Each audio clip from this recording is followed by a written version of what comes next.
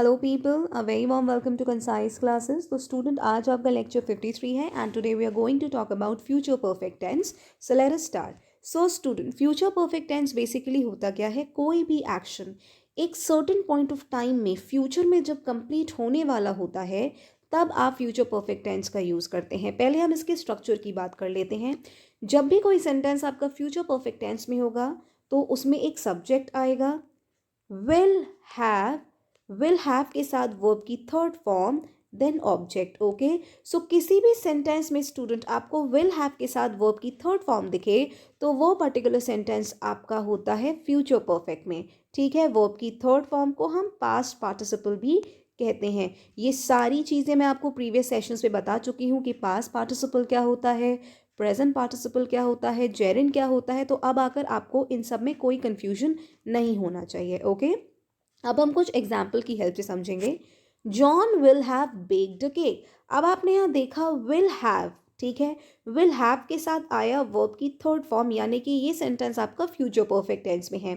Okay, bake क्या है? Bake verb की फर्स्ट फॉर्म है, इसकी सेकेंड फॉर्म हो जाएगी बेक्ड और इसकी थर्ड फॉर्म भी हो जाएगी बेक्ड।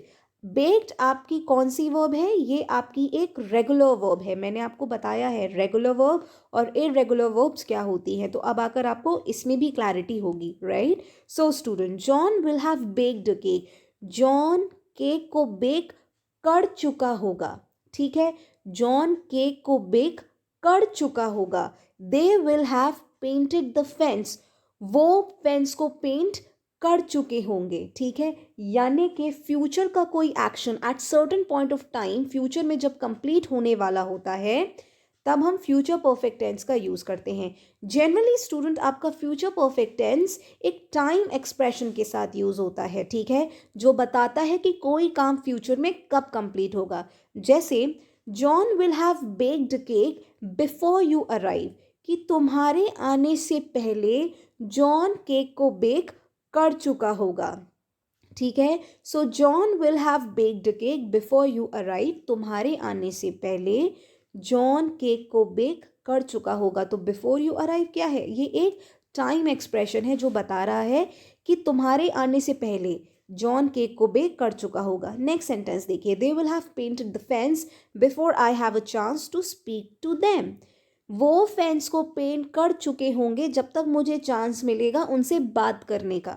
ठीक है, वो फेंस को पेंट कर चुके होंगे जब तक मुझे चांस मिलेगा उनसे बात करने का। Before I have a chance to speak to them. Okay students, तो जब भी आपको टाइम एक्सप्रेशन सेंटेंस में दिखता है, ओके, तो आप वहाँ समझ जाइए कि अगर टाइम एक्सप्रेशन आपको दिख रहा है और वो सेंटेंस आपको कोई ऐसा कॉन्टेक्स्ट दे रहा है कि ये काम तभी होगा जब आपको एक पॉइंट ऑफ टाइम गिवन है, तो वहाँ पर स्टूडेंट आपका फ्यूचर परफेक्ट टेंस आएगा। ओके, आई होप स्टूडेंट आपको क्लैरिटी मिल रही होगी। दो और सेंटेंसेस की मदद से समझेंगे।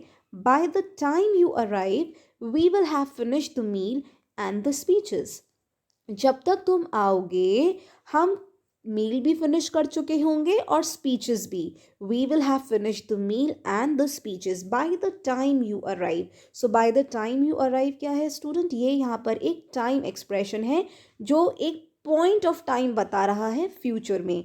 I will have read every magazine in the waiting room before I see the dentist. Dentist को मिलने से पहले मैं वेटिंग रूम में सारी मैगजीन्स पढ़ चुका होऊंगा। I will have read every magazine in the waiting room before I see the dentist. So before I see the dentist क्या है स्टूडेंट? ये आपका एक टाइम एक्सप्रेशन है। ठीक है, आई होप स्टूडेंट यहाँ तक आपको क्लैरिटी मिली होगी। अब हम ये बात करेंगे कि आपके टाइम एक्सप्रेशन का टेंस कौन सा होना चाहिए। देखिए, यहाँ तक आपने देखा इस पर्टिकुलर सेंटेंस में John will have baked a cake, तो John will have baked a cake, will have के साथ वर्ब की थर्ड फॉर्म आई, राइट? तो ये सेंटेंस है आपका फ्यूचर परफेक्ट में। Okay, before you arrive, before you arrive. अब यहाँ पर आपने देखा यहाँ आ रही है वर्ब की फर्स्ट फॉर्म, तो ये पर्टिकुलर सेंटेंस है आपका सिंपल प्रेजेंट में, यानी कि टाइम एक्सप्रेशन आपका हमेशा सिंपल प्रेजेंट में रहेगा। नेक्स्ट सेंटेंस देखिए, they will have painted the fence, तो will have painted the fence again ये आपका फ्यूचर परफेक्ट में। Before I have a chance to speak to them, I have a chance verb की first form है, ठीक है। ये भी वर्ब की फर्स्ट फॉर्म है स्टूडेंट, हैव या फिर हैज़।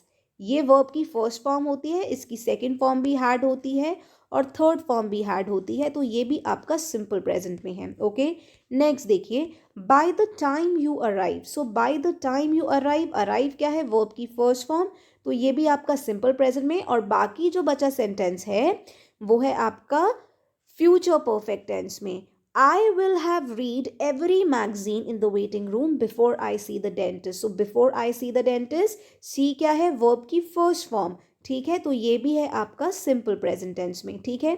बेसिकली स्टूडेंट आपको रूल रटना नहीं है, आपको समझना है। तो मैंने आपको पहले रूल रटवाया नहीं, मैंने आपको बताया कि टाइम एक्सप्रेशन जब सेंटेंस में गिवन होता है, ठीक है, तो हम वहाँ पे फ्यूचर परफेक्ट टेंस का यूज़ करते हैं।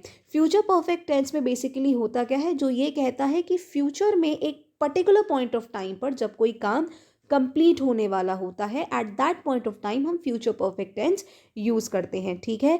तो आपको क्या ध्यान में रखना है, जो आपका टाइम एक्सप्रेशन होगा, ठीक है, वो टाइम एक्सप्रेशन आपका हमेशा सिंपल प्रेजेंट में होगा, जिसकी वजह से आपका जब कोई काम होने वाला होगा, ठीक है, वो आपका होगा फ्यूचर परफेक्ट टेंस में। जैसे I will have read every magazine in the waiting room before I see the dentist, यानी कि मैं सारी मैगजीन्स पढ़ चुका हूँगा वेटिंग रूम में जब डेंटिस्ट से मिलने से पहले। ओके, डेंटिस्ट से मिलने से पहले। एक बात और स्टूडेंट, इसे हम रेड बोलेंगे, रीड नहीं बोलेंगे। जब रीड आपका फर्स्ट फॉर्म में यूज़ होता है तब हम इसे रीड बोलते हैं। जब वर्ब की सेकंड फॉर्म में यूज़ होता है तब हम इसे लिखते तो रीड ही हैं लेकिन बोलते रेड है। और जब थर्ड फॉर्म में यूज़ होता है तब भी हम इसे रेड बोलते हैं, लिखते रीड ही हैं। ओके, आई होप स्टूडेंट आपको आज का सेशन पसंद आया होगा। अगर सेशन पसंद आया हो तो वीडियो को लाइक करिएगा, चैनल को भी सब्सक्राइब करिएगा और ज़्यादा से ज़्यादा शेयर करिएगा। Thank you so much.